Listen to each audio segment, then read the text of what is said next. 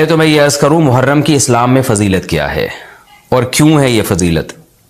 رسول اللہ صلی اللہ علیہ وسلم نے فرمایا کہ محرم کو آپ صلی اللہ علیہ وسلم نے شہر اللہ قرار دیا ہے۔ صحیح حدیث ہے کہ آپ صلی اللہ علیہ وسلم نے فرمایا، صحیح مسلم کی حدیث ہے کہ رمضان کے روزوں کے بعد سب سے زیادہ جو روزے افضل ہیں وہ شہر اللہ المحرم، اللہ کے مہینے محرم کے ہیں، یعنی اللہ کی طرف اس محرم کی نسبت کی جا رہی ہے، تو یہ ایک بڑی فضیلت کی چیز ہے۔ اور قرآن میں جن 4 مہینوں کو محترم قرار دیا ہے، عرب ان مہینوں میں جنگ و جدال کو حرام سمجھا کرتے تھے کہ یار یہ ناجائز ہے، اس میں جنگ نہیں کرنی چاہیے، ان مہینوں کا احترام لازم ہے۔ ان میں 4 مہینوں میں محرم بھی ہے، محرم، رجب، ذی الحجہ، ذی قعدہ، ذی الحجہ، یہ 4 مہینے ہیں جو محترم ہے، لیکن اس میں پھر رجب بھی داخل ہے اور ذی قعدہ بھی اور ذی الحجہ بھی، تو یہ بھی ہے۔ اور 10 محرم کے روزے کی بڑی فضیلت ہے۔ آپ صلی اللہ علیہ وسلم نے فرمایا 1 سال کے گناہوں کی معافی کا ذریعہ بنتا ہے، لیکن آپ نے فرمایا کہ یہودیوں کی مشابہت نہ کرو، کیونکہ یہودی 1 روزہ رکھتے ہیں تو ہم 9، 10 یا 10، 11 2 روزے ملائیں گے۔ تو یہ محرم کی فضیلت ہے، اور یہ کیوں ہے اس کی ہمیں وجہ معلوم نہیں ہے۔ جیسے کسی نے ابھی بھائی نے سوال پوچھا نا کہ اس میں کوئی واقعات ہوئے تھے، تو پہلے میں بتا دوں 10 محرم میں جب نبی صلی اللہ علیہ وسلم نے محرم کے مہینے کی یہ فضیلت بیان کی تو اس کو کسی واقعے کی بیس پہ بیان نہیں کی ہے۔ اس بارے میں جتنے واقعات ہمارے پاس منقول ہیں کہ آدم علیہ السلام جنت سے زمین پہ آئے تھے، یا قیامت آئے گی اس دن، یا یہ کہ اور پتہ نہیں کیا کیا، ابراہیم علیہ السلام کو آگ میں ڈالا گیا، یہ سب من گھڑت ہیں، اس کی کوئی حقیقت نہیں ہے، موضوع روایتیں۔ البتہ اس دن موسیٰ علیہ السلام اور بنی اسرائیل کو فرعون سے نجات ملی تھی، اس بارے میں روایت سندن بہتر ہے، یعنی اس کو مستند روایت کہا جا سکتا ہے۔ تو وہ یہ کہا جا سکتا ہے کہ 10 محرم کو موسیٰ علیہ السلام اور بنی اسرائیل کو اللہ نے فرعون سے نجات دی تھی، اسی بیس پہ یہودی روزہ رکھا کرتے تھے اس دن۔ تو یہ روایت کے علاوہ باقی جتنے بھی واقعات ہیں سب من گھڑت ہیں۔ باقی حضرت حسین رضی اللہ تعالی عنہ کو جو کربلا میں شہادت ملی ہے، وہ تو 10 محرم، وہ تو فضیلت تو اسلام میں پہلے سے تھی، تو حضرت حسین رضی اللہ تعالیٰ عنہ کا واقعہ تو بعد میں ہوا ہے، تو اس سے حضرت حسین کی شہادت کو اور فضیلت مل گئی کہ آپ کو ایک مقدس دن میں اللہ تعالیٰ نے شہادت عطا فرمائی ہے۔ دیکھو اللہ تعالیٰ نے جو ہمیں قرآن میں آیات بتائی ہیں، یہ سب ہمیں اللہ کی طرف کھینچتی ہیں کہ ہم اللہ کے بن کے رہیں، جیسا جیسے اللہ کہہ رہے ہیں ویسے کریں، اپنے عمل کو درست کریں۔ سورہ بقرہ میں اللہ کا ارشاد ہے لیس البر ان تولوا وجوہکم قبل المشرق والمغرب ولکن البر من آمن باللہ والیوم الآخر والملائکۃ والکتاب والنبیین۔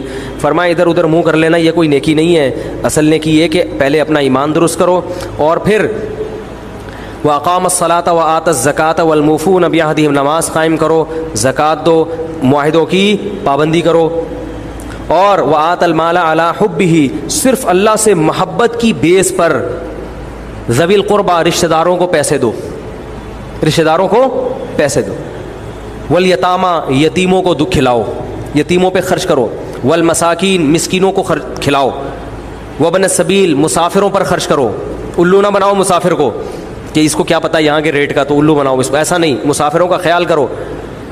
تو یہ 4 قسم کے طبقے پر احسان کرو، اور نماز بھی قائم کرو، اور زکوٰۃ الگ سے دو، اور والصابرین فی البأساء والضراء، کوئی پریشانی آئے تو صبر کرو، چاہے وہ مالی پریشانی ہو، فی البأساء والضراء، جسمانی پریشانی، وحین البأس، اگر میدان جنگ میں لڑنا پڑے تو میدان جنگ میں صبر سے لڑو، اولئک الذین صدقوا، اللہ فرماتے ہیں جن لوگوں کی یہ صفات ہیں یہ ہیں سچے ایمان کے دعوے میں۔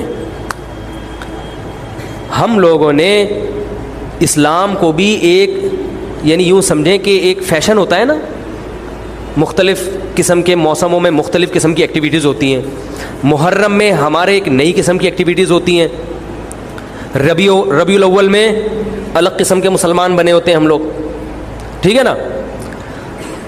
تو یہ 2 مہینے خاص طور پر ایسے ہیں جس میں یہ 2 مہینے کی جتنی ہماری ایکٹیویٹیز ہیں وہ سب ہم اخپل طریقے سے گزارتے ہیں، جس طرح اللہ اس کے رسول نے بتایا اس طرح سے نہیں گزارتے۔ اسلام میں کسی کی یوم ولادت یا یوم شہادت یا یوم وفات اس کو کوئی اہمیت نہیں دی گئی ہے، اگر دی گئی ہوتی تو سب سے پہلے محمد صلی اللہ علیہ وسلم کا یوم وفات کا دن ایسا تھا کہ اس پہ ہمیں غم منانے کا حکم دیا جاتا۔ اور یوم ولادت ایسی تھی جس پہ ہمیں خوشی منانے کا حکم دیا جاتا. کہیں بھی نہیں ملتا ہمیں. بعض حضرات یہ کہتے ہیں کہ آپ صلی اللہ علیہ وسلم کو خواب آیا تھا جس میں بتایا گیا کہ آپ کے نواسے حضرت حسین جو جنت کے سرداروں کے جنت کے نوجوانوں کے سردار ہیں ان کو آپ کی امت شہید کرے گی. تو آپ بلک بلک کے رونے لگے. اس سے بعض لوگ استدلال کرتے ہیں دیکھو غم حسین میں رونا چاہیے. تو یاد رکھو نبی صلی اللہ علیہ وسلم کو جب اطلاع ملی آپ کو غم ہوا آپ روئے. تو جب بھی کوئی غم کسی کو پہنچتا ہے اس کی آنکھوں سے آنسو نکلنا یہ نیچرل ہے. تو ایسی خبر کو سن کے آپ کو رونا آ جائے تو یہ سنت ہے, اس میں کوئی حرج نہیں ہے. لیکن کیا ہر سال نبی صلی اللہ علیہ وسلم جس دن یہ خواب آیا تھا تو اگلے سال اسی تاریخ میں دوبارہ روئے پھر اسی تاریخ میں دوبارہ روئے؟ بھائی جب غم کی خبر ملی تو روئے آپ صلی اللہ علیہ وسلم. حضرت جعفر طیار آپ کے چچا زاد بھائی, ان کی شہادت کی آپ کو اطلاع ملی تو بھی آپ کے آنکھوں سے آنسو جاری ہوئے. تو کیا اب حضرت جعفر کے غم میں رونا بھی سنت ہوگا؟ بولو نا بھائی. اگر آپ صلی اللہ علیہ وسلم حضرت عثمان کے دور میں زندہ ہوتے اور اس طرح بے دردی سے حضرت عثمان کو شہید کیا جاتا تو کیا آپ نہ روتے ہیں بھائی؟ تو پھر حضرت عثمان کی یوم شہادت پہ رونا بھی کیا ہے؟ سنت ہونا چاہیے نا. حضرت عثمان کی شہادت کی نبی کو اطلاع ملی تھی, وہ جھوٹی افواہ تھی. صلح حدیبیہ کے موقع پر آپ صلی اللہ علیہ وسلم نے حضرت عثمان کو قاصد بنا کے بھیجا. اطلاع ملی کہ ان کو شہید کر دیا. آپ ایسا درد اور ایسا غضبناک ہوئے کہ آپ نے 1400 صحابہ سے موت پر بیعت کی. تو جب آپ کو سچی مچی کی اطلاع ملتی کہ واقعی ابھی تو افواہ تھی, یقین نہیں تھا, جب آپ صلی اللہ علیہ وسلم کو حقیقت میں اطلاع ملتی کہ آپ شہید ہو گئے تو کیا آپ نہ روتے؟ آپ صلی اللہ علیہ وسلم کو اپنی نواسی آپ کی گود میں تھی, اس کا انتقال ہوا, آپ کی آنکھوں سے آنسو جاری ہوئے. صحابہ نے کہا یا رسول اللہ آپ تو ہمیں صبر کی تلقین کرتے ہیں, آج آپ رو رہے ہیں. تو فرمائیے اللہ کی رحمت ہے, یہ تو اللہ کی رحمت ہے بھائی, اولاد ہے میری. تو کیا جب حضرت وہ جو آپ صلی اللہ علیہ وسلم کی نواسی کا انتقال کی تاریخ آئے گی تو ہم سب روئیں گے بیٹھ کے؟ بولو نا بھائی. تو کہاں کی کہاں لگا دیتے ہیں. دیکھو ہر بدعت کو جائز کرنے کے لیے نا کچھ دلیل ہر ایک کو مل جاتی ہے. تو میں بار بار کہتا ہوں جو شیعہ حضرات ہیں ان کا مسلک ہے, وہ تو صحابہ کو نہیں مانتے, تو ان کا جو مسلک ہے ان کو کرنے دیں, ان کے کام میں ٹانگ نہ اڑائیں, نہ ان سے بحث کریں, نہ ان کے کام میں ٹانگ اڑائیں. بولے بھائی آپ کا مسلک ہے آپ کریں. میں کہتا ہوں جو سنی لوگ ہیں جن کے اصول ہی الگ ہیں ان سے, وہ یہ سب کیوں کر رہے ہیں؟ بھائی یا تو ادھر ہو جاؤ, شیعہ بن جاؤ, کس نے روکا ہے؟ کوئی گورنمنٹ کی طرف سے پابندی تھوڑی ہے, کوئی پابندی نہیں ہے. آپ شیعہ بن جائے کوئی نہیں روکے گا آپ کو. کوئی شیعہ سنی بننا چاہے اسے کوئی نہیں روکتا, کوئی سنی شیعہ بننا چاہے اسے کوئی نہیں روکتا. لیکن جب آپ سنی ہیں تو پھر آپ کو ان اصولوں پہ چلنا پڑے گا جو اہل سنت والجماعت علماء نے بتائے ہیں. اہل سنت والجماعت کے ہاں رونا عبادت نہیں ہے. ہاں آپ نے کسی دن کربلا کا واقعہ سنا, چاہے محرم میں سنا, ربیع الاول میں سنا, حضرت حسین رضی اللہ تعالیٰ عنہ کی ایک جو دردناک شہادت کا واقعہ آپ نے سنا, آپ کو رونا آ گیا, تو یہ عین ایمان کی علامت. میرے بیان اب ویڈیو ریکارڈ ہوتے ہیں, پہلے ریکارڈ نہیں ہوتے تھے, آڈیو چلتے تھے. تو میں نے 2 دفعہ زندگی میں پہلی دفعہ جب یہ واقعہ بیان سنا, بیان کے دوران میں بھی رو رہا تھا اور سننے والے بھی رو رہے تھے. نیچرلی آ گیا رونا. پھر دوبارہ میں نے یہ واقعہ بیان کیا, مجھے بھی رونا آ گیا اور سننے والوں کو بھی آ گیا. یہ نیچرل جو آ گیا. لیکن اگر میں اس لیے بیٹھوں کہ میں روؤں, آج میں پروگرام ہے باقاعدہ, بولو بھائی, رونے کا, اور آپ کو بھی رلاؤں گا. اور وہ محرم کا واقعہ میں اگر ربیع الاول میں بیان کروں گا تو رونا آ گیا مجھے. تو جو خود سے کسی کا واقعہ سن کے رونا آ جائے اس پہ پابندی نہیں ہے, بلکہ اہل بیت سے محبت کی علامت ہے. لیکن یہ واقعہ جب ہم نے بیان کیا حضرت حسین کا تو مجھے رونا آیا. بالکل اسی طرح رونا جب حضرت عثمان کا واقعہ بیان کیا تو بھی آیا. ظلم تو ان پر بھی ہوا تھا, کوئی کم تھوڑی ہوا تھا. بلکہ مجھے یاد ہے جب میں نے پہلی دفعہ نبی صلی اللہ علیہ وسلم کی سیرت پڑھی, بالکل چھوٹا بچہ تھا میں اس وقت, میری عمر 9 یا 10 سال ہوگی, اور وہ آپ صلی اللہ علیہ وسلم کی وفات کا واقعہ لکھا تھا. تو اتنے بچے میں تو اتنی سمجھ نہیں ہوتی, لیکن جب مجھے یاد ہے میں پڑھ رہا تھا تو مسلسل آنکھوں سے آنسو بہ رہے تھے. ایسا دردناک واقعہ نبی صلی اللہ علیہ وسلم کی وفات کا. تو وہ تو کسی کے بھی وفات کی خبر جب ہم سنتے ہیں تو نیچرلی رونا آتا ہے انسان کو. کبھی وہ انسان کوشش تو برداشت کرنی چاہیے. لیکن اب ہمارے ہاں واقعات سنا کے باقاعدہ رونے کے پروگرام ہوتے ہیں. یہ اسلام کی تعلیمات نہیں ہے، یہ اسلام کی تعلیمات نہیں ہے، کیونکہ اسلام میں صبر کا حکم ہے. جو خود سے رونا آ جائے نا انسان کو تو وہ ایک نیچرلی ہے. اور کربلا کا واقعہ صرف اس نیت سے بیان کرنا کہ تاکہ میں بھی روؤں آپ بھی رو، یہ غلط ہے. یہ اہل سنت والجماعت کے ہاں یہ اسلامی تعلیمات کے منافی ہے. سمجھ میں آ رہی ہے بات کہ نہیں آ رہی؟ اور کسی مخصوص دن کے ساتھ تو ویسے بھی خاص نہیں ہے یہ. اور ویسے بھی شریعت میں صحیح بخاری مسلم کی حدیث ہے، آپ صلی اللہ علیہ وسلم نے نوحہ کرنے والی عورتوں پہ لعنت، نیاحہ کہتے ہیں چیخنا چلانا.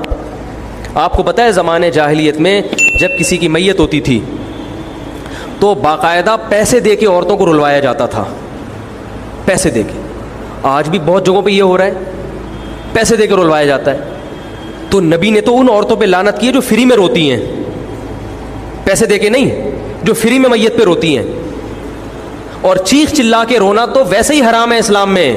میت پہ جب بھی نبی صلی اللہ علیہ وسلم روئے ہیں آپ کی آنکھوں سے آنسو، بس چیخ چلا کے نہیں روئے ہیں. حضرت جعفر طیار بھی تو اہل بیت میں سے تھے. جب شہید ہوتے ہیں آپ کی 4 جوان بیویاں بیوہ ہوتے ہیں، چھوٹے چھوٹے بچے یتیم ہو جاتے ہیں، تو ان کی بیویاں جب روتی ہیں تو گھر سے باہر آواز آتی ہے. آپ نے پہلی دفعہ سمجھایا جا کے کہ ان سے بولو اپنی آوازوں کو پس کرو. جب دوبارہ تو آپ نے فرمایا منہ پہ خاک پھینک دو جا کے. حالانکہ ان کا جو رشتہ حضرت جعفر طیار سے تھا وہ ہمارا نہیں ہے، ہم تو بہت دور کے ہیں. اہل بیت سے جو جتنا ان کی بیویوں کا رشتہ ہے اتنا تو ہمارا نہیں ہے نا. ان کو چیخ کے رونے کی اجازت نہیں دی. اور آج ہمارے ہاں کیسے ہوتا ہے، ہاں ہو چیخ رہے ہیں، پیٹ رہے ہیں. گریبان چاک کرنا اسلام میں حرام ہے روتے ہوئے. گریبان چاک کرنا اس پہ لعنت ہے نبی صلی اللہ علیہ وسلم کی. تو آج گریبان بھی چاک ہو رہا ہے، رو بھی رہے ہیں، پیٹ بھی رہے ہیں. تو بھائی وہ شیعہ حضرات کا ایک مسلک ہے، ان کی رائے ہے، ان کو ان کی رائے پہ چلنے دو. آپ جو اہل سنت والجماعت کو فالو کرتے ہو تو یا تو ادھر ہو جاؤ یا ادھر ہو جاؤ، درمیان میلہ لٹکو. درمیانی آدمی کہیں کبھی نہیں ہوتا. درمیان کی جو جنس ہے وہ کہیں کی ہوتی ہے. وہ بیچارہ نہ مرد سے شادی کر سکتا ہے نہ عورت سے. وہ کہتا ہے یا اللہ اگر مجھے آپشن دیتا یا تو ادھر کر دیتا یا وہ تو ایک اللہ نے آزمائش بنا دی اس کو بیچارے کو. وہ آزمائش ہے، اسی آزمائش پہ اس کو قیامت کے دن اجر ملے گا. لیکن اپنے اختیار سے انسان بیچ کا بننے کی کوشش کرے یہ ٹھیک نہیں ہوتا. اپنے اختیار سے یا تو شیعہ بن جاؤ یا پورے سنی بن جاؤ. تو اہل سنت حدیث کی کتابوں کو فالو کرتے ہیں، اور جو ہماری بخاری مسلم ہے شیعہ حضرات نہیں مانتے ان کتابوں کو، وہ نہیں فالو کرتے ان کو. تو ہم تو ان کو فالو کرتے ہیں. اگر آپ کہتے ہو میں نہیں مانتا ان حدیثوں کو تو پھر بہت ساری چیزیں اور بھی ہیں وہ بھی چھوڑ دو. پھر آپ سمجھ میں آ رہی ہے بات؟ پھر وہ بھی چھوڑ دو. تو ہم تو ان کتابوں کو فالو کرتے ہیں. ہمارے نبی صلی اللہ علیہ وسلم کے حکام ہیں میت پہ رونا پیٹنا منع. جب حضرت حسین رضی اللہ تعالی عنہ کا قتل ہوا ہے کربلا میں، اور یقیناً یہ بہت بڑا بدترین ظلم تھا تاریخ کا، تو حضرت جو آپ کے اہل بیت جو باقی بچ گئے تھے ان کا کیا ری ایکشن تھا؟ جو صحیح اسناد سے جو چیزیں ثابت ہیں ان کا کیا ری ایکٹ تھا؟ کیا امام زین العابدین نے اس طرح سے نوحے کیے تھے کہ آپ نے سینوں کو پیٹا تھا؟ انہوں نے صبر کیا تھا انہوں نے. اور یہی اہل بیت کی شان تھی. تبھی تو قرآن کے الفاظ کیا ہیں کہ نیکی صرف یہ نہیں ادھر ادھر منہ کر کے نمازیں پڑھ لو، بلکہ والصابرین فی البأساء، جو پریشانیوں کے وقت کیا کرتے ہیں؟ صبر. تو ہماری نظر میں حضرت حسین کا قتل بھی ایک بہت بڑی ٹینشن، بہت بڑی پریشانی، مگر اس پر ہمیں صبر کا حکم ہے. اگر ہمارے اندر انتقام کی طاقت ہوتی تو انتقام لے لیتے ہم. جو بھی قاتلان حسین تھے ہمیں پتہ چلتا کہ یہ ہے، ہم انتقام لیتے ان سے. اگر انتقام نہیں لے وہ تو چلے گئے دنیا سے اپنے ٹھکانوں کو، جو جس نے جہنم رسید ہونا تھا وہ تو جہنم رسید ہو چکا ہے. اور اللہ نے حضرت حسین رضی اللہ تعالیٰ عنہ کو شہادت کی برکت سے جنت کے جوانوں کا سردار بنا دیا ہے. تو جس کا جو ٹھکانہ تھا، جس ملعون نے جہاں جانا تھا وہ چلا گیا. اب قرآن کیا کہہ رہا ہے؟ تلک امۃ قد خلت. جہاں بھی قرآن ایسے واقعات بیان کرتے ہیں، یہ قوم تھی جو گزر گئی. لہا ما کسبت، جس نے جو کیا اس کا بدلہ ملے گا. ولکم ما کسبتم، اب تمہارے اعمال اللہ دیکھے گا. اعمال کا مطلب دیکھے گا جن چیزوں کو اللہ نے حلال کیا تم اس پر عمل کرتے ہو، جن چیزوں کو حرام قرار دیا اس سے بچتے ہو کہ نہیں بچتے. یہ چیزیں دیکھی جائیں گی. تو محرم کے ایک الگ، ہمیں محرم نبی صلی اللہ علیہ وسلم کی زندگی میں ہمیشہ آیا ہے، اس میں کیا احکام ہے. محرم میں آپ نے نکاح بھی کیا ہے. محرم منحوس نہیں ہے. محرم تو اشہر حرم میں سے ہے، برکت والا مہینہ ہے. اس میں جو کام کیا جائے گا اس میں برکت ہوگی. اس میں شادی بیاہ کریں گے اس میں انشاءاللہ برکت ہوگی. اس میں کوئی اور عبادت کریں گے اس میں برکت. نبی صلی اللہ علیہ وسلم نے محرم کی الگ فضیلت بیان کی کہ اس میں عبادت کا ثواب، محرم کے روزوں کا ثواب عام مہینوں سے زیادہ ہے. تو یہ سب ہماری شریعت کی تعلیمات ہیں. تو ہمیں ایک طرف ہو جانا چاہیے، ہمیں اسی کو فالو کرنا چاہیے. ہاں یہ وہ دور نہیں ہے کہ آپ دوسروں پہ جا کے انگلیاں اٹھائیں، تم یہ کیوں کر رہے ہو، یہ کیوں، بس چھوڑ دو اس کو. جو جب اس کو سمجھ میں آئے گی تو آ جائے گا، نہیں آئے گی تو 73 فرقے ہیں نا، تو یہ آپ تھوڑی ختم کرو گے، یہ حضرت عیسیٰ علیہ السلام آ کے ختم کریں گے. تو جو کام عیسیٰ علیہ السلام کا ہے وہ خود کرنے کی کوشش بولو بھائی مت کرو. آپ دیکھو کہ ان میں جو صحیح ہے اس کو فالو کرو. باقی بھائی جیسا کر رہے ہو، ہمارے پاس نہ کوئی پولیس ہے نہ کوئی پاور ہے. پولیس بھی ہوتی تو بھی کچھ نہیں کرتی. ہم اگر پولیس میں ہوتے تو کیا کر لیتے. فساد ہوتا ہے ان چیزوں سے. افغانستان میں جب طالبان کی حکومت تھی، او بھائی کون سی والی گھڑی صحیح ہے؟ میری گھڑی میں تو کیا ٹائم ہو رہا ہے؟ کبھی آگے چلیے.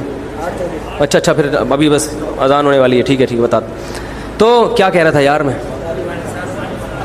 وہاں افغان طالبان کی جب حکومت تھی 5 سال، تو انہوں نے بھی شیعہ کے امام بارگاہ کو ختم نہیں کیا تھا. سمجھ رہے بات کو؟ ایک حد بندی کر دی تھی، ختم نہیں کیا انہوں نے بھی شیعوں سے صلح کی تھی، مذاکرات کیے تھے. بھائی ٹھیک ہے آپ اپنی امام بارگاہ کے اندر جو آپ کی ایکٹیویٹیز ہیں آپ وہ کرو. حالانکہ کتنی پاورفل حکومت تھی، اس لیے کہ اتنی بڑی تعداد میں انہوں نے کہا بھائی ہم کیسے پابندی لگائیں، ایک پورا ایسے ممکن نہیں ہے ہمارے لیے. تو گورنمنٹ کے لیے بہت سی چیزیں ممکن نہیں ہوتی، پابندیاں نہیں لگا سکتی گورنمنٹ. تو جو طالبان نہیں ختم کر سکے، حالانکہ طالبان سنی مسلک کے تھے اور وہ شیعہ بالکل ایک. میں نے وہاں امام بارگاہ میں اذانیں بھی سنی ہیں، ریڈیو پہ اذان آتی تھی امام بارگاہ سے، میں نے خود سنی ہے کہ بھائی میں نے یہ کہاں سے آ رہی ہوں، بھائی افغانستان سے میں اس وقت اذان ہوں. افغانستان کا چینل اس وقت آتا تھا طالبان کا اردو میں چینل، تو اس میں اذان آ رہی ہوتی تھی شیعہ حضرات کی. تو فرقواریت کا یہ طریقہ ختم کرنے کا نہیں ہے کہ آپ جا کے ان کو چھیڑیں تنگ کریں. بھائی یہ بہت عرصے سے چلے آ رہے ہیں، چلتے رہیں گے. جو صحیح ہوگا اس کو حضرت عیسیٰ علیہ السلام نافذ کر دیں گے، جو غلط کو ڈیلیٹ کر دیں گے خود ہی. اگر ہم غلط ہوئے تو حضرت عیسیٰ علیہ السلام سب سے پہلے ہماری گردنیں اڑا کے ہمیں ڈیلیٹ کر دیں گے، ٹھیک ہے نا. اگر وہ غلط ہوئے تو ان کو ختم کر دیں گے. تو یہ ان کا کام ہے، آج کسی کے بس میں یہ نہیں ہے. تو میں یہ اس لیے کہہ رہا ہوں کہ لڑو مت، گالی گلوچ مت کرو، فیس بک پہ ایک دوسرے کے خلاف نیگیٹو کمنٹس مت کرو، کیونکہ ہم اختلافات کے متحمل نہیں ہیں. ہمیں بہرحال قومی سطح پہ ایک ہی بن کے رہنا ہے. پاکستان کے مقابلے میں جو ہمارے دشمن ہیں ان کے مقابلے میں ہمیں ایک بن کے رہنا. جہاں تک مذہب کا تعلق ہے، بھائی آپ کا مسلک اجازت دیتا ہے آپ کریں، ہمارا مسلک ہمیں اس کی اجازت، ہمارا مسلک ہمیں ماتم دیکھنے کی بھی اجازت نہیں دیتا. سمجھ میں آ رہی ہے بات؟ ہمیں دیکھنے کی بھی اجازت نہیں، ہم دیکھیں گے بھی نہیں. آپ کا مسلک ہے آپ کریں. تو لڑنا بھڑنا نہیں ہے. میں صرف یہ کہہ رہا ہوں کہ ایک طرف ہو جاؤ، یا ادھر یا بولو بھائی ادھر ہو جاؤ. تو ہم یہ چیزوں کو غلط سمجھتے ہیں، نہ ماتم کو جائز سمجھتے ہیں، نہ رونے پیٹنے کو جائز سمجھتے ہیں. جس طرح سے رویا جا رہا ہے، کسی کو واقعہ کربلا سن کے رونا آ جائے، یہ ایمان کی علامت ہے اہل بیت. لیکن یہ کوئی سنت عمل نہیں ہے کہ باقاعدہ اس کو رلانے کے لیے آرڈر پہ بٹھایا جائے کہ چلو کربلا کا واقعہ سن کے رونا سنت ہے تو آپ بیٹھو تو رو. ایسا نہیں ہے، کچھ ایسی شریعت میں نہیں ہے.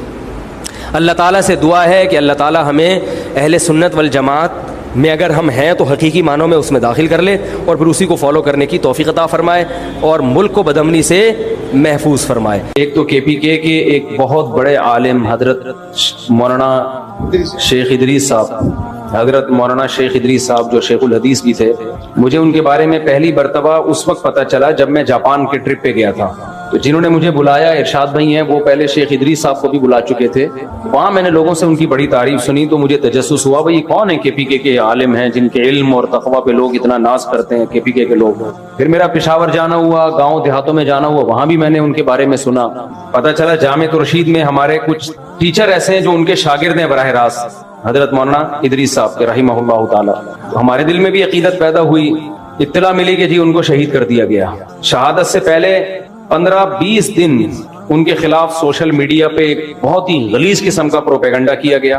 ان کا بیان میں نے سنا، بیان تو پشتو میں ہے لیکن وہ بہت آسان پشتو ہے، واضح ہے. اس میں انہوں نے بتایا کہ میں حق بیان کروں گا، پھر فوج کی تعریف کی، آرمی چیف کی تعریف کی.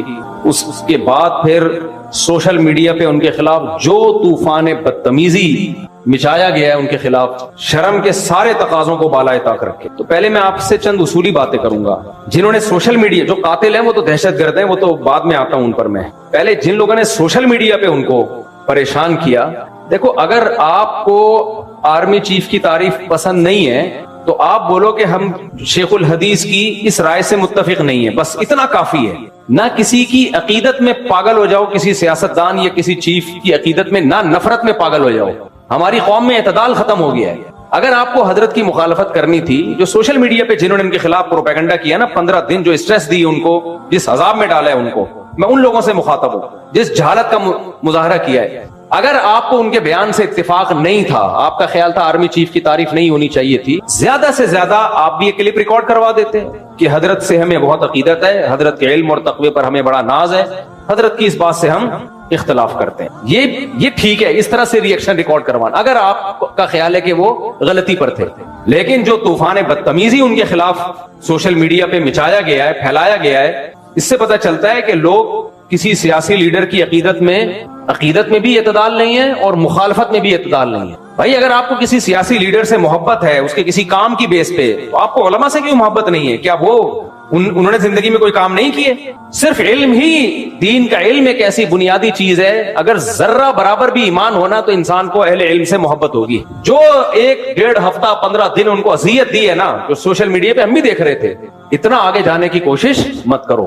کسی سیاسی لیڈر کی محبت میں بھی پاگل مت ہو جاؤ اور نفرت میں بھی پاگل مت ہو جاؤ. آج کل لوگ نفرت کرتے ہیں اس میں بھی پاگل ہو جاتے ہیں اور محبت میں بھی پاگل ہو جاتے ہیں. آپ تھوڑا سا سافٹ کارنر رکھو. ہمارے بھی بڑے جب کوئی بات کرتے ہیں تو بعض دفعہ ہمیں بھی اس سے تھوڑا سا اشکال ہوتا ہے، ہم عرض کر دیتے ہیں حضرت اس بات سے ہمیں کیا ہے، اختلاف ہے. مجمع میں بھی کہہ دیتے ہیں ہمیں ان سے. بھائی علماء کی اطاعت کی جائے گی اس علم میں جو اللہ نے ان کو دیا ہے. سیاست میں اگر وہ کوئی بات کرتے ہیں، آپ کو ان سی بات سے اختلاف ہے، تو اعتدال کے ساتھ آپ اس رائے کو بیان کر دو. میں نہیں کہہ رہا آپ ان کی بات کو 100% درست مانو، لیکن اس بات پہ بھی امکان ہے کہ وہ صحیح بول رہے ہوں. ضروری نہیں کہ آپ کی رائے صحیح ہو. میں تو اس کو فرض کر رہا ہوں کہ غلط بھی اگر انہوں نے بولا بالفرض، تو آپ کو اگر ان سے اختلاف ہے کسی بھی، اور یہ آئندہ بھی ہو سکتا ہے. دیکھو آپ کے والد جب یہ JUI اور PTI کے پھڈے چل رہے تھے نا، عمران خان کی حکومت تھی، JUI والے بہت زیادہ عمران خان کے خلاف تھے، یہودی ایجنٹ، اور وہ لوگ ان کے خلاف وہ ڈیزل کی ایک رٹ لگائی بھی تھی. تو میں اس وقت بھی یہ بات کہتا تھا کہ کسی سیاسی لیڈر کی عقیدت میں بھی پاگل ہونے کی کوشش نہ کرو، نفرت میں بھی پاگل ہونے کی کوشش نہ کرو. ایک ہی گھر میں میاں بیوی میں طلاقیں ہوئی ہیں، بیوی PTI کی ہے اور شوہر JUI کا ہے، یا بیگم اس کو سپورٹ. دوستوں میں لڑائیاں ہوئی ہیں، چھوڑو. میں نے کہا یہ کل آپس میں مل کے بیٹھے ہوئے ہوں گے اپنے سیاسی مفاد میں. آج بیٹھے ہوئے کہ نہیں بیٹھے ہوئے؟ آج مولانا فضل الرحمان مانتے ہیں جی PTI سے دوستیاں بڑھانے کی کوشش کر رہے ہیں. میں نے اس وقت یہ بات کہی تھی، آپ رائے رکھو، PTI کے سپورٹر بھی بن سکتے ہو، JUI کے سپورٹر بھی بن سکتے ہو، جو آپ کو اچھا لگے آپ اس کو سپورٹ کرو، آپس میں نفرتیں پیدا مت کرو. اتنا آگے پوری دنیا میں ہوتا ہے، کچھ حکومت میں ہوتے ہیں، کچھ اپوزیشن میں ہوتے ہیں. جہاں بھی جمہوریت ہوگی یہ اختلافات لازمی ہوں گے، لیکن لمٹ کراس کرنے کی کوشش نہ کریں. ابھی لوگ پاگل ہوئے ہیں، نفسیاتی ہوئے ہیں، عقیدت میں بھی اندھے ہوئے ہیں اور نفرت میں بھی اندھے ہوئے ہیں. نہ دنیا میں کوئی اتنا نیک ہے جتنا آپ سمجھ رہے ہو، یہ ذہن میں رکھنا.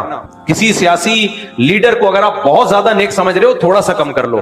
کچھ اپنی بھی غلطیاں ہوتی ہیں جس کی وجہ سے انسان سزائیں بھگتتا ہے. سارے مظلوم نہیں ہوتے، کچھ اپنی بھی کوتاہیاں ہوتی ہیں. اور جس سے آپ کو نفرت ہے اس سے تھوڑی سی نفرت کم کر لو. اتنا برا نہیں ہے جتنا آپ اس کو سمجھ رہے ہو. میں شروع سے یہ بیان دیتا آ رہا ہوں. ہمارے جامعۃ الرشید میں ایٹ اے ٹائم طلبہ میں JUI کے بھی تھے، PTI کے بھی تھے، مسلم لیگ کے بھی تھے.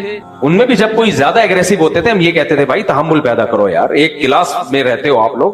جامعۃ الرشید نے اجازت دی بھی تھی، جو جس سیاسی تنظیم میں ہو ہمیں سب کو اجازت ہے، جس کو چاہے ووٹ دینا، یہاں پڑھنے کے لیے آئے ہو، پڑھائی کو فوکس کرو یہاں پہ. تو یہ ہمیشہ سے سیاسی اختلافات ہوتے رہے. تو حضرت نے ایک بیان دے دیا آرمی چیف کی تعریف میں. اب جن کو فوج سے آج کل نفرت چل رہی ہے، کل فوج سے ان کو محبت بھی تھی کہ نہیں تھی. ایک صاحب نے مجھے کہا کہ اسی فوج نے بنگلہ دیش توڑا ہے، اسی فوج نے یہ کیا، اسی فوج نے یہ کیا. میں نے کہا توڑا ہوگا بنگلہ دیش بھی، سب کچھ کیا ہوگا، لیکن جب عمران خان کی حکومت تھی اس وقت آپ نے یہ الزام فوج پہ کیوں نہیں لگایا؟ وہ PTI کے تھے، مجھے ان سے اختلاف نہیں ہے، سپورٹر ہوں گے ٹھیک ہے، اچھی بات ہے، آپ جس کو چاہو سپورٹ کرو. لیکن میں نے کہا یہ جو الزامات آپ لگا رہے ہو کہ بنگلہ دیش فوج نے توڑا ہے، بلوچستان میں حالات خراب کرنے کی ذمہ دار فوج ہے، میں نے کہا جب عمران خان کی حکومت تھی اس وقت آپ نے یہ الزامات فوج پہ کیوں نہیں لگائے؟ اس وقت آپ کے پاس آپ کا مطالعہ کم تھا، اب آپ نے اسٹڈی کیا ہے، یا اس وقت فوج سے آپ کے مفادات تھے؟ تو یہ ان میں سے کوئی جرم فوج نے نہیں کیا. جہاں فوج نے عمران خان کو ہٹایا تو آپ نے یہ سارے الزامات اب فوج پہ لگائے ہیں جا کے. یا تو آپ نے ریسرچ ابھی کی ہے تو پہلے کیوں نہیں کی ریسرچ؟ میں نہ فوج کی حمایت کر رہا ہوں نہ مخالفت کر رہا ہوں. میں تو یہ کہہ رہا ہوں کہ ہماری جو آج کل جو ہماری قوم کی جو اسٹیٹمنٹ ہے نا, اس کے پیچھے یا تو کسی کی محبت ہوتی ہے یا کسی کی نفرت ہوتی ہے, وہ ریسرچ نہیں ہوتی. جس نے ریسرچ کے بات کی ہے وہ کہے بات, لیکن میجورٹی کے بعد ریسرچ نہیں ہوتی. عقیدت میں اندھے یا نفرت میں اندھے, یہ چل رہا ہے مارکیٹ میں. تو یہ جو سیاسی لیڈر ہے نا, کل فوج کا ان کے ساتھ مفاد ہوا تو یہ ہیرو بنا دیں گے فوج کو, فوج ان کو ہیرو بنا دے گی, اور یہ کس کو ہیرو بنا دیں گے؟ فوج کو ہیرو بنا دیں گے. تو میں اور آپ کیوں لڑیں بھائی؟ میں اور آپ کیوں نفرتیں پیدا کریں؟ اور علماء کی مخالفت, علماء کے خلاف زبان درازیاں. میں نے بتایا نا اعتکاف میں میں نے ایک لفظ بول دیا تھا کہ مولانا فضل الرحمان کو ڈیزل مت بولو, یہ غلط ہے. بندہ اعتکاف توڑ کے چلا گیا. کیا کر رہے ہو بھائی؟ کس کا نقصان؟ میرا نقصان کر رہے ہو, اپنا نقصان کر رہے ہو. وہ پی ٹی آئی کے تھے, اس دور کی بات ہے جب یہ نفرتیں عروج پہ تھی. اعتکاف توڑ کے چلا گیا. میں تو اس مولوی کو مانتا ہی نہیں. تو یہی ہم نے عمران خان کی تعریف میں 2 لفظ بول دیے تھے. تو آپ دیکھ, جب عمران خان نے یونائٹڈ نیشن میں جا کے تقریر کی اور سپورٹ کیا کشمیر کو اور قادیانیوں کے خلاف کچھ قانون سازی کی کوشش کی, میں نے 2 لفظ بولے تھے. تو جو گالیاں ہمیں پڑی تھیں, جو ہمارے پرانے لسنر وہ انسبسکرائب کر کے بھاگ گئے. تو تمہارا ظرف جب اتنا چھوٹا ہے تو تم دنیا میں کسی سے بھی کچھ نہیں سیکھ سکتے. سمجھ میں آ رہی ہے بات؟ کسی سے کچھ نہیں سیکھ سکتے تم. بہت چھوٹا ظرف ہے یار. تھوڑا ظرف کیا کر لو, بڑا کر لو ظرف تھوڑا سا. آپ کہہ سکتے تھے مفتی صاحب کی رائے سے ہمیں اختلاف ہے, ہم باقی بیانات سنیں گے, سیاسی رائے نہیں مانتے. یہ کہہ دیتے, کوئی بڑا مسئلہ نہیں. اتنی نفرت کہ یار 2 لفظ تم سے برداشت نہیں ہو رہے, نہ ان سے ہو رہے تھے نہ ان سے ہو رہے تھے. میرے بھائی اتنا لمٹ کو کراس کرنے کی کوشش نہ کرو. یہی حشر کیا اتنے بڑے بزرگ, نہ ان کی داڑھی کا خیال کیا.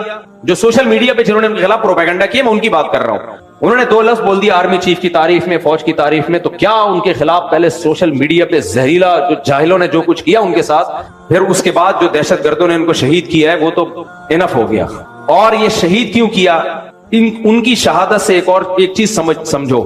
اکثر لوگ جب کوئی فوج کی تعریف کرتا ہے نا, لوگ اس کو درباری سرکاری موت سے ڈرنے والا کہتے ہیں. میں نے 1-1.5 مہینے پہلے بیان دیا تھا, اس وقت جو فوج کی مخالفت کرے اس کی زندگی کو کسی سے خطرہ نہیں ہے. سوشل میڈیا پہ مخالفین بھرے ہوئے ہیں. اس وقت جو پاکستان کو سپورٹ کرے گا اور فوج کی حمایت, میں عاصم منیر کی یا آرمی چیف کی بات نہیں کر رہا, چیف ایک شخص ہے, اس سے آپ کو نفرت بھی ہو سکتی ہے, آپ کو محبت بھی ہو سکتی ہے. آرمی کے چیف آتے جاتے رہتے ہیں, کوئی تعریف کرے گا کوئی برائی کرے گا, ہمیشہ سے ہوتا رہا ہے. وہ تو ہماری بھی ایک رائے ہے. لیکن ایز اے ادارہ جو فوج کی حمایت کرے گا اس کی زندگی کو خطرہ ہے. اور آج آپ نے اپنی آنکھوں سے دیکھ لی. بہادر وہ نہیں ہے جو فوج کی مخالفت کر رہا ہے, اسے کوئی خطرہ نہیں ہے. سوشل میڈیا پہ بھرے ہوئے لوگ, زیادہ زیادہ یہ ہوگا فوجی اٹھا کے سافٹ ویئر اپڈیٹ کر کے چھوڑ دیں گے اس کو.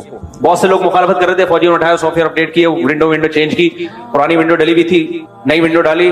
تو وہ تو پھر اب یہ بول رہے ہیں الیکشن میں دھاندلی بالکل بھی نہیں ہوئی تھی. وہ اتنے اپڈیٹ ہو گئے کہ وہ اتنے تو یعنی بہت ہی اپڈیٹ ہو گئے نا, وہ ان کے ایسے سافٹ ویئر اپڈیٹ ہوئے. زیادہ زیادہ یہ کریں گے نا, وہ مار کے تھوڑی پھینکیں گے. کتنے صحافیوں کو مار دیا بھائی, بہت سے صحافی ہیں بول رہے ہیں فوج کے خلاف, کچھ بھی نہیں ہو رہا ان کو.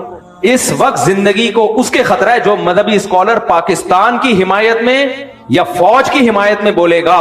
کیونکہ یاد رکھو, پاکستان یہ جو اسلام دشمن طاقتیں ہمارے خلاف ہے نا, یہ ہماری آرمی کے خلاف ہیں. ان کو پتا ہے پاکستان بچا ہوا آرمی کی وجہ سے ہے. سیاسی لیڈروں کے پاس کوئی فورس تھوڑی ہے. کباب میں ہڈی, جو ملک بچانے میں سب سے بڑی ہڈی کون ہے؟ وہ فورسز ہے ہماری, چاہے وہ آرمی ہو, چاہے وہ ایئر فورس ہو, چاہے وہ نیوی ہو. تو اس لیے جو فورسز کی مخالفت کرے گا بین الاقوامی طاقتوں کی آنکھ کا تارا ہوگا. وہ جو حمایت کرے گا اس کی جان کو خطرہ ہے. اور آج آپ نے کے پی کے میں دیکھ لیا, شیخ الحدیث مولانا ادریس کی شہادت کے بعد جب انہوں نے کھل کے پاکستان اور پاکستان کی فورسز کی حمایت کی ہے, ان کو شہید کر دیا گیا. میں سمجھا پا رہا ہوں اپنی بات؟ تو اس لیے اس وقت جو حمایت کرے گا وہ بہادر ہے, وہ ڈرتا نہیں ہے. انہوں نے کہا کہ میں ڈرتا نہیں ہوں کسی سے, اور انہوں نے ثابت کر دیا کہ میں بہادر ہوں. ان کو تھریٹس تھیں, ان کو خطرات تھے. تو ایک پیغام تو ہمیں یہ ملا, 2 پیغام. پہلا, کسی عالم کی رائے سے, سیاسی رائے سے آپ اختلاف کرو تو اس عالم کی شان میں توہین بولو مت کرو. اختلاف کرنے کا آپ کو حق ہے, توہین کرنے کی اللہ نے آپ کو اجازت نہیں دی ہے. یہ بہت بڑا جرم. اس کے اگلے کی سفید داڑھی کا تو خیال کرو, اس کی عمر کا تو خیال کرو. دوسرا, اس وقت جو فورسز کی حمایت کرے گا بہادر وہ ہے, کیونکہ عوام سے بھی گالیاں پڑ رہی ہیں اور زندگیوں کو بھی خطرہ ہے. مخالفت کرو, سب کہیں گے سلوٹ کریں گے, سلام کریں گے, بہادری کا خطاب دیں گے آپ کو. اور یہ آپ نے اپنی آنکھوں سے دیکھ لیا. تیسری چیز, कराची में कितने उलमा शहीद हुए, हजरत मौलाना असम शगूरी शहीद रहमतुल्लाह अलैह, मौलाना यूसुफ भी शहीद हुए। एक सिलसिला चला था कराची में उलमा की शहादतों का। मुफ्ती निजामुद्दीन शहीद हुए। मौलाना असम शगूरी साहब मुझे रहिमहुल्लाह ताला की शहादत से पहले मुझे याद है हमारे उस्ताद उनको समझा रहे थे कि हजरत कोई गार्ड का इंतजाम करें, कोई सिक्योरिटी रखें। उस वक्त उनके दरसे कुरान बड़े हिट हो रहे थे। हमारे एक उस्ताद ने उनके हाथ जोड़े कि खुदा के लिए कोई सिक्योरिटी का इंतजाम करें, आप हमारे पास एक वाहिद सरमाया है जिनके उस वक्त ना www.darsequran.com ये दरसे कुरान की सबसे बड़ी वेबसाइट थी। बहुत इसको प्रमोट किया अल्हम्दुलिल्लाह, उनके शागिर्दों ने, उनके खादिमों ने सिक्योरिटी का इंतजाम नहीं किया। हमारे उस्ताद मुझे याद है उनके पांव पकड़ रहे थे, हजरत को सिक्योरिटी का इंतजाम करें, अपने शागिर्दों से कहें सिक्योरिटी दें आपको, क्योंकि आपके दरसे कुरान होने आपको ये दहशतगर्द शहीद कर देंगे, हम एक बहुत बड़े सरमाए से महरूम हो जाएंगे। मैं बैठा हुआ था, हमारे एक उस्ताद उनको समझा रहे थे और 2 हफ्ते बाद इत्तलाई कि उनको शहीद कर दिया गया, पांव से माजूर आलिम को शहीद किया गया। मुफ्ती निजामुद्दीन साहब की शहादत हुई है, कोई सिक्योरिटी का मजबूत इंतजाम बोलो नहीं था। मौलाना यूसुफ भी शहीद रहमतुल्लाह अलैह घर से बाहर निकले, कोई गार्ड नहीं, कोई इंतजाम नहीं, एक बंदा आया और सर पे गोली मार के चला गया। मौलाना आदिल शहीद रहमतुल्लाह अलैह, कोई सिक्योरिटी का इंतजाम नहीं, दारुल कुरंगी से कॉन्फ्रेंस अटेंड करके आ रहे, एक बंदा आया और गाड़ी में बैठे बैठे सर पे गोली मार के चला गया। इसके बाद तो इबरत हासिल होनी चाहिए कि नहीं होनी चाहिए? ये सारे कराची में शहीद हुए। केपीके में कितने उलमा शहीद हो चुके हैं आप देखो, दहशतगर्दों के हाथ, एक तवील सिलसिला है। तो ये उन उलमा पर नहीं, उनके शागिर्दों पे सवाल उठ। देखो असल तो जिम्मेदारी है हुकूमत की कि हुकूमत इन उलमा को सिक्योरिटी दे। तो क्या आप हुकूमत से उम्मीद रखते हो कि वो अपनी जिम्मेदारी पूरी करेगी? है भाई, सारा टाइम हुकूमत को गालियां देने में जाया करने से बेहतर नहीं है कि अपना कोई इंतजाम कर लो? तो क्यों नहीं उनके शागिर्दों ने उनके लिए सिक्योरिटी का इंतजाम किया? जब सोशल मीडिया पे उनको बुरा भला भी कहा जा रहा है, गालियां पड़ रही हैं, तो अंदाजा हो जाना चाहिए कि दुश्मनी बढ़ गई है। कोई इंतजाम नहीं है उलमा की गार्ड का, कोई सिक्योरिटी। गवर्नमेंट को गालियां देने से कुछ भी नहीं होगा। हुकूमत पहली जिम्मेदारी में बता रहा हूं कि हुकूमत की है, गवर्नमेंट की है कि वो इन उलमा की हिफाजत करें। अगर गवर्नमेंट नहीं कर रही तो क्या आवाम की हिफाजत, आवाम की जिम्मेदारी नहीं है कि अपने उलमा के लिए सिक्योरिटी का इंतजाम करें? देखो उलमा की मिजाज में इस्तिगना होता है, वो बाज़ दफा नहीं मानते उसको। आवाम की जिम्मेदारी है, उनके मुरीदों की, उनके शागिर्दों की जिम्मेदारी है, बोले आपके गार्ड होंगे, आप चाहो या नहीं चाहो। आपका बाप जब बीमार होता है, डॉक्टर कहता है कि इनको ये दवा खिलानी है वरना इनका ब्लड प्रेशर शूट कर जाएगा, ब्रेन हेमरेज हो जाएगा। अब्बा दवा नहीं खा रहे हो, आप गन पॉइंट पे खिलाओगे उनको। अगर आपको अब्बा से मोहब्बत होगी, अगर आपको अब्बा से मोहब्बत होगी, आपको अपने बच्चे से मोहब्बत होती है, वो टीका नहीं लगवाने दे रहा, आप जबरदस्ती उसके कूले में टीके घुसेड़ते हो क्योंकि आपको बच्चे से क्या है, मोहब्बत। वहां आप ये नहीं कहते मैं अल्लाह पे तवक्कुल करूंगा, बीमारी भी अल्लाह के हाथ में, शिफा भी किसके हाथ में, अल्लाह के हाथ। छोड़ो क्या बच्चे को टीके से तकलीफ हो रही, नहीं लगाऊंगा डॉक्टर साहब, कोई बात नहीं, नमूनिया है, टाइफाइड है, कोई बात नहीं, मैं किस पे तवक्कुल करूंगा, अल्लाह पे। अल्लाह जब जिंदगी देता है तो अल्लाह देता है, मौत देता है तो अल्लाह देता है। जितने दिन बच्चे ने जिंदा रहना रहेगा, मरना होगा मर जाएगा। वहां तो ये बात नहीं करते।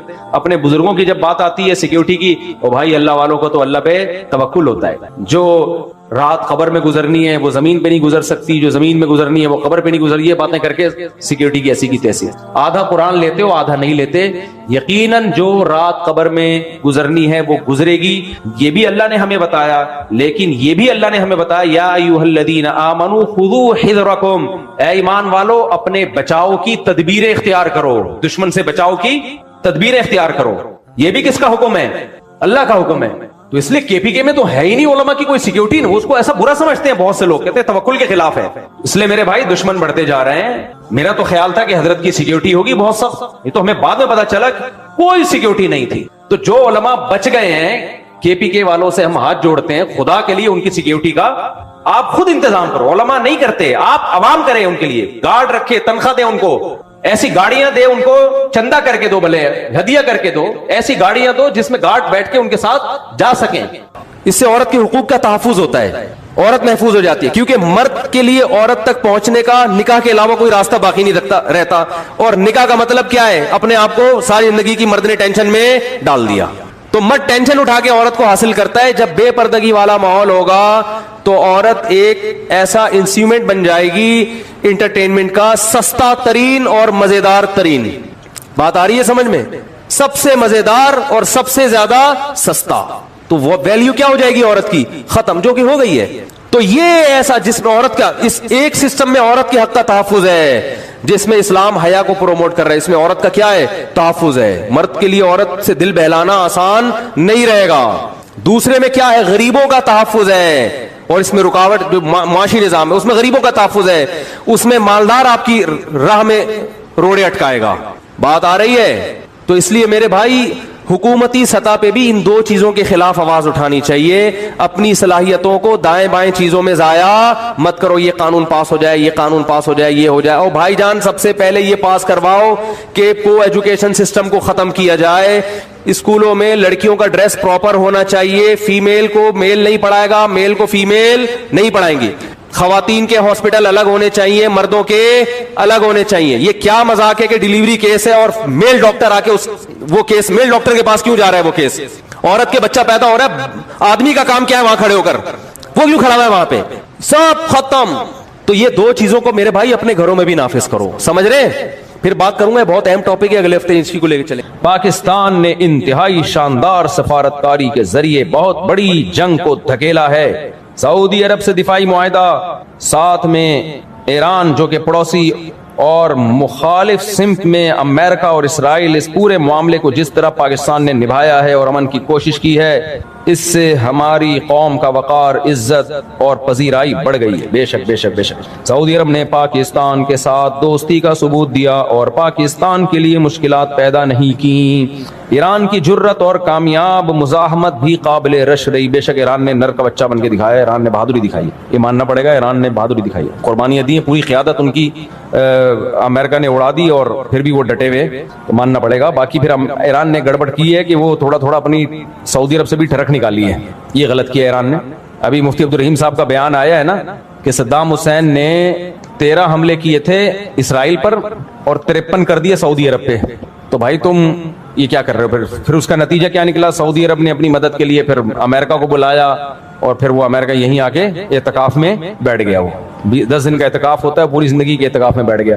تو اب سعودی عرب نے صحیح کیا غلط کیا, لیکن اس میں مجبور کس نے کیا؟ صدام حسین نے مجبور کیا. بھائی آپ کو کیا ضرورت ہے, آپ نے کویت پہ قبضہ کر لیا, پھر آگے سعودی عرب پہ بھی.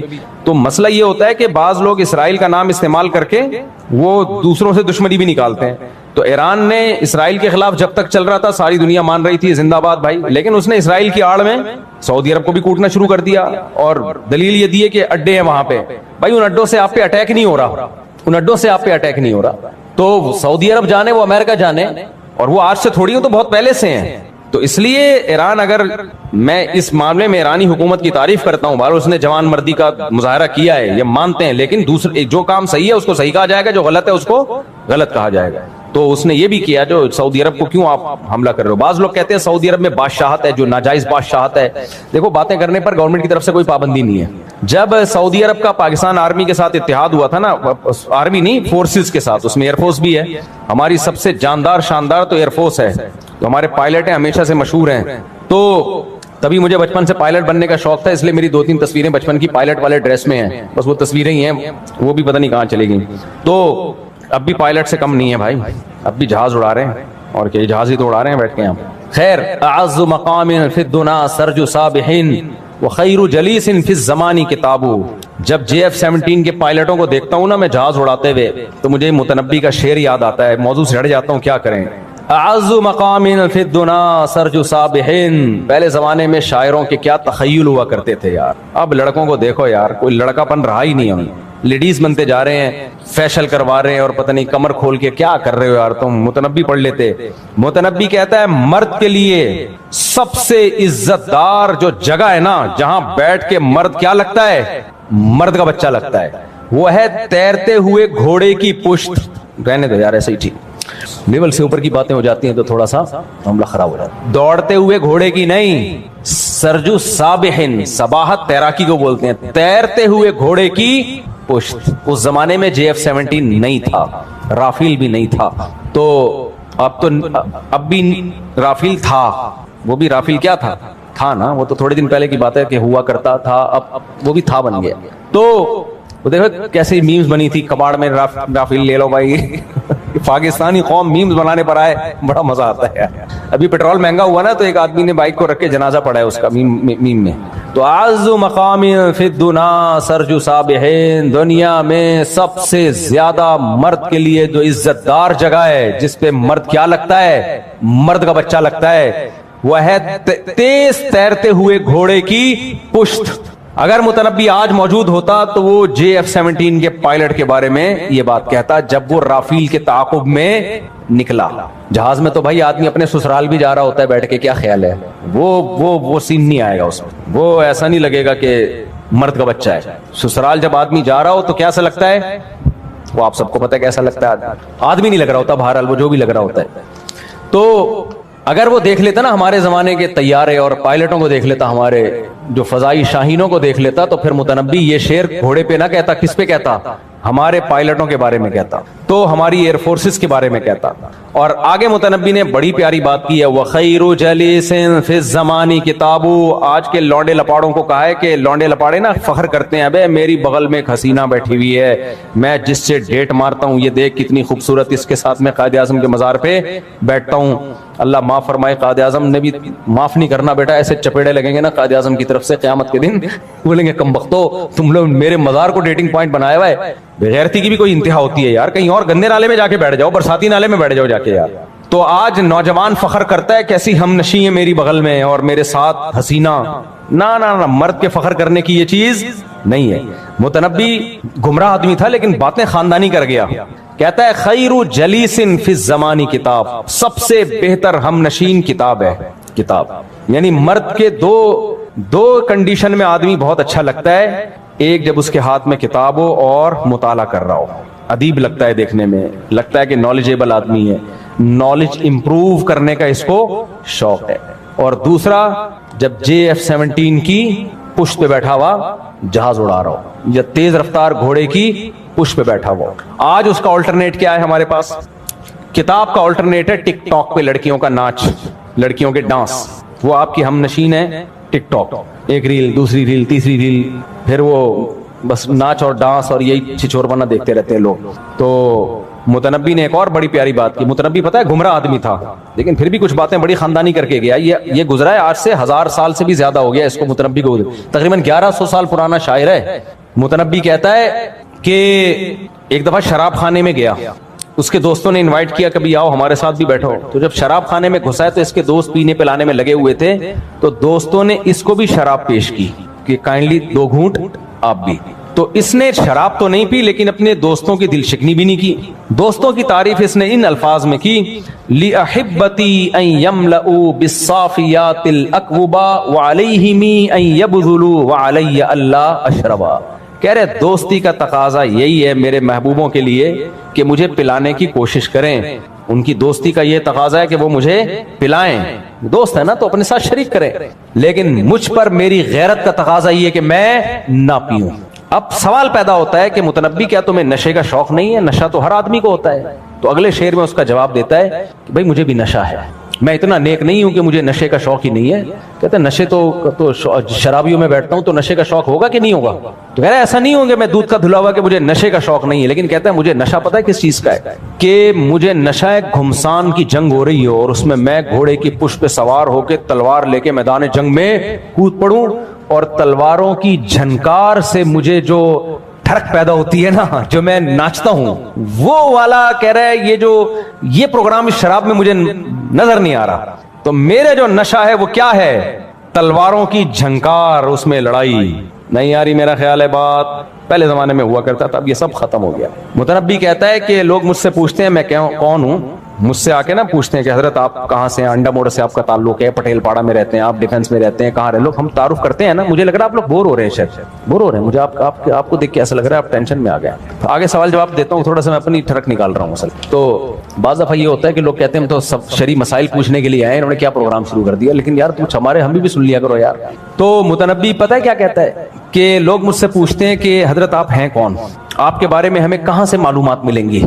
تو متنبی کہتا ہے میرے بارے میں معلومات لینی ہے تو مجھے تلوار جانتی ہے, گھوڑا جانتا ہے اور کتاب جانتی ہے, اس کے علاوہ میرا کسی سے سلام دعا بولو, کسی سے سلام دعا نہیں. تلوار کے بارے میں مجھ سے آپ معلومات لے سکتے ہیں, تلوار بتائے گی بھائی اس کے ہاتھ میں آ جاؤ تو بس خیر نہیں ہے, کھوپڑیاں کٹنا شروع ہو جاتی ہیں. گھوڑا بتائے گا, گھوڑے سے پوچھو گے یار متنبی کے بارے میں رپورٹ پیش کرو, کہہ رہے رپورٹ پیش کرنے کی ضرورت نہیں ہے, میری لگام جب متنبی کے ہاتھ میں ہوتی ہے اس کا اسٹائل بدل جاتا ہے.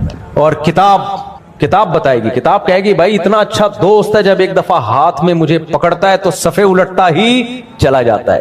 تو یہ پرانے زمانے کے شاعروں کے تخیل تھے, اب ڈیٹوں کے علاوہ کوئی تخیل بولو بچا نہیں. نوجوانوں کے مسائل کیا ہیں؟ میرے سے جو آ کے پوچھتے ہیں نا، حضرت مل نہیں رہی، ابا نہیں مان رہے، ماموں نہیں مان رہے، فلانے نہیں مان رہے، خود نہیں مان رہی، بس یہی چل رہا ہے. احتلام بہت ہو رہا ہے، کوئی دوا بتا دیں. جب سارا دن یہی سوچتا رہے گا تو پھر یہی ہوگا نا، نائٹ فال ہی ہوگا، وہ سارا خواب میں آگے نکلے گا. ٹرک الٹ گیا، یہ الٹ گیا، فلانا الٹ گیا. یہ چل رہے ہیں آج کل کے نوجوانوں کے تخیل. بھائی وہ اقبال نے کہا تھا نا کہ تو شاہی ہے بسیرا کر پہاڑوں کی چٹانوں پر.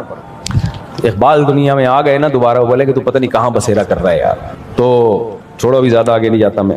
تو میرے بھائی فوج میں جاؤ یار، زیادہ سے زیادہ آرمی جوائن کرو. دیکھو اس وقت پاکستان کی حیثیت صرف پاکستان نہیں ہے، پوری دنیا کے اسلامی ملکوں کا دفاع. اس میں سب سے بڑا کردار پتہ ہے کس کا ہے؟ منہ سے پھوٹ لو، پاکستان کا ہے. ہم نے کچھ نہیں کیا 70 سالوں میں، گھاس کھائی ہے، لیکن ڈیفنس ہم نے بڑا خاندانی کر لیا، اپنا مضبوط کر لیا. گھاس کھا کے کیا لیکن کیا ہے. قرضے واپس نہیں کرتے ہم الحمدللہ، یہ اللہ کا بڑا فضل ہے ہم پر. لیتے بہت ہیں، دیتے نہیں ہیں، اور جو لیتے ہیں وہ لگاتے نہیں ہیں. یہ سب اپنی جگہ. گٹروں کے ڈھکن ہمارے ہاں نہیں ہے، لیکن ایک کام ہم نے کیا، اپنا ڈیفنس ہمارا. دیکھو غریب آدمی جو طاقتور ہو وہ عزت سے جیتا ہے کہ نہیں جیتا؟ اس مالدار سے جو ہر وقت ڈرتا رہتا ہو. کیا خیال ہے؟ تو اس لیے ہمارا ڈیفنس مضبوط ہے. ہم نے انڈیا سے جنگ میں دکھا دیا. اور بھی اسرائیل کتنا ہمارے خلاف ٹویٹ کر رہا ہے، پتہ ہے آپ کو؟ ہمارے وزیر خارجہ نے جو ابھی ٹویٹ کیا تھا، وزیر دفاع نے جو ٹویٹ کیا تھا، تو اس پہ اسرائیل کتنا پاگل ہو گیا ہے.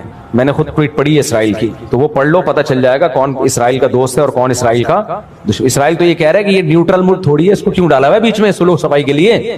یہ نیوٹرل ملک تھوڑی ہے، اس سے تو ہمارا پڈا ہے. تو اور کسی نے ابھی اور بھی بہت ساری باتیں، وہ خوشبو لگا کے اکیلے میں آنا تو بتاؤں گا. اچھا بھائی میں مکمل پڑھ لوں، اس میں بیچ میں اتنا مزہ آ گیا تھا نا، شعر و شاعری شروع ہو گئی. محمد سفیان بن نسیم الدین انصر شاہ بنت شہزاد احمد. انصر شاہ نام ہے دلہن کا، انوشا، اس کو صحیح لکھوائیں، انوشا بنت شہزاد احمد دلہن کا نام ہے. 50,000 روپے مہر. دلہن کے وکیل کہاں ہیں بھائی؟ دلہن کے وکیل آپ ہیں. آپ نے اجازت دی کہ 50,000 روپے مہر میں انوشا شاہ بنت شہزاد احمد کا نکاح محمد سفیان ولد نسیم الدین سے کروں. اجازت ہے؟ اجازت ہے. الحمدللہ نحمده ونستعینه ونستغفره ونؤمن به ونتوکل علیہ ونعوذ باللہ من شرور انفسنا ومن سیئات اعمالنا من يهده الله فلا مضل له ومن يضلله فلا هادي له ونشهد ان لا اله الا الله وحده لا شريك له ونشهد ان سيدنا وحبيبنا وشفيعنا وسندنا محمدا عبده ورسوله صلى الله تعالى عليه وعلى آله وأصحابه وبارك وسلم تسليما كثيرا كثيرا. أما بعد فأعوذ بالله من الشيطان الرجيم. بسم الله الرحمن الرحيم. يا أيها الناس اتقوا ربكم الذي خلقكم من نفس واحدة وخلق منها زوجها وبث منهما رجالا كثيرا ونساء واتقوا الله الذي تساءلون به والأرحام إن الله كان عليكم رقيبا. وقال تعالى يا أيها الذين آمنوا اتقوا الله وقولوا قولا سديدا يصلح لكم أعمالكم ويغفر لكم ذنوبكم ومن يطيع الله ورسوله فقد فاز فوزا عظيما. وقال النبي صلى الله عليه وسلم النكاح من سنتي وقال فمن رغب عن سنتي فليس مني. وقال النبي صلى الله عليه وسلم تزوجوا الودود الولود فإني مباهي بكم الأمم. وقال النبي صلى الله عليه وسلم تزوجوا ولا تكونوا كرهبان النصارى. جناب محمد سفیان بلد نسیم الدین، میں نے 50,000 روپے مہر میں آپ کا نکاح انوشا بنت شہزاد احمد سے کیا. آپ نے اس نکاح کو قبول کیا؟ قبول کیا. جزاک اللہ. دعا کریں اللہ برکت دے. الحمدللہ رب العالمین والعاقبۃ للمتقین والصلاۃ والسلام علی رسولہ الکریم وعلی آلہ وصحبہ اجمعین. اے اللہ اس نکاح کو اپنے دربار میں قبول فرما. اس نکاح کی برکتیں زوجین کو تا دم حیات نصیب فرما. آپس کے اختلاف و انتشار سے، لڑائی جھگڑوں سے، ہر قسم کے شر سے اللہ ان دونوں کی حفاظت فرما. اس نکاح کو اللہ دونوں کے خاندانوں میں محبتوں کا، جوڑ کا، برکتوں کا ذریعہ بنا. ہر طرح کے شر سے دونوں کے خاندانوں کو محفوظ فرما. جس کی جو جائز مراد ہو اللہ اس کی مراد کو پورا فرما. ربنا آتنا فی الدنیا حسنۃ وفی الآخرۃ حسنۃ وقنا عذاب النار. صلی اللہ تعالی علی خیر خلقہ محمد وعلی آلہ وصحبہ اجمعین. اللہ تعالیٰ بہت مبارک کرے. ماشاءاللہ جی، خوشیاں دے آپ کو، جوڑ پیدا کرے آپ دونوں میں. جزاک اللہ. لائے بھائی سوال دے دیں. بھائی یہ جو بیان کا میں تھوڑا سا لگا دوں, میں نے بیان میں یہ بات لے کے چل رہا تھا نا, نبی صلی اللہ علیہ وسلم نے فرقے بتائے, نام بھی بتایا, اس پہ میں کئی دفعہ بیان کر چکا ہوں, بس یہ چونکہ بیان چل پڑا تھا تو اس کو مکمل کر لیتے ہیں. تو نبی صلی اللہ علیہ وسلم نے فرقے نہیں بتائے, علامتیں بتائی ہیں. تو جنتی فرقہ ہے اس کی علامت بتائی ہے, کیونکہ اگر کوئی نام بتا دیتے نا تو وہ سب لوگ وہ نام رکھتے ہیں, تو اس لیے ناموں میں کچھ نہیں رکھا, دیوبندی نام ہو, بریلوی نام ہو, اہل حدیث نام ہو, حنفی اور شافعی, کچھ بھی نہیں ہوتا اس سے. گورنمنٹ کی طرف سے کوئی پابندی نہیں ہے, کوئی بھی کسی بھی ٹائم پہ اپنے آپ کو کچھ بھی کہہ سکتا ہے. اچھا کچھ لوگ کہتے ہیں ہم صرف مسلمان ہیں, اچھی بات ہے اگر آپ صرف مسلمان ہیں, لیکن ہوتے نہیں ہے نا, آپ اس طریقے کو فالو نہیں کر رہے ہوتے جو اللہ اس کے رسول کا بتایا ہوا طریقہ ہے. تو اللہ اس کے نبی صلی اللہ علیہ وسلم نے فرمایا 73 فرقوں میں ایک جنتی ہوگا. صحابہ نے پوچھا کون ہوگا, آپ نے فرمایا ما انا علیہ و اصحابی, جو میرے اور